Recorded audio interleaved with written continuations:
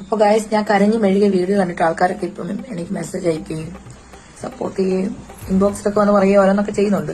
ജീവിതം അങ്ങനെ കഷ്ടപ്പെട്ടാ ജീവിച്ചത്. ഞാൻ ഒരു മുന്നിൽ കരഞ്ഞിട്ടില്ല.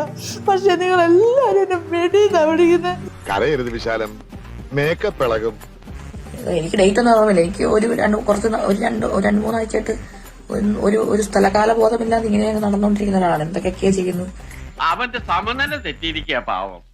എന്തൊക്കെയോ ഞാൻ എന്താ ചെയ്യുന്നത് എനിക്ക് തന്നെ ബോധമില്ല. എവിടേക്കോ പോകുന്നു, ഫുൾ എൻഗേജ്ഡ് ആയിട്ടിരിക്കുന്നു. സൈക്കോസിന്റെ പല അവസ്ഥാന്തരങ്ങളും കേട്ടിട്ടുണ്ട്, പക്ഷെ ഇത്ര ഭയാനകമായ ഒരു പ്രശ്നം ഇത് ആദ്യ. എങ്ങനെയൊക്കെയോ പോയി എന്തൊക്കെയൊക്കെയോ പഠിപ്പിക്കുന്നു. അങ്ങനെ ഫുള്ള് കിളി പോയിരിക്കുന്ന അവസ്ഥയാണ്. അപ്പൊ ഈ കിളി പോയതിന്റെ പ്രൈമറി സ്റ്റേജിലാണ് ഞാൻ കരഞ്ഞത്. പക്ഷെ യാതൊരു വിധത്തിലുള്ള ഒത്തീർപ്പിനും നീ ശ്രമിക്കണ്ട, ഞാൻ അതിന് തയ്യാറല്ല. അപ്പൊ ഞാൻ 2 ആഴ്ച മുന്നേ ചെയ്ത വീഡിയോ ആണ്. 2 ആഴ്ച മുന്നേ ഒരുപാട് റിയാക്ഷൻ വീഡിയോസ്, ഒരുപാട് ഹീറ്റ് ഒക്കെ എനിക്കെതിരെ ഉണ്ടായിരുന്നു. എന്റെ കയ്യിലിരിപ്പതായിരുന്നല്ലോ.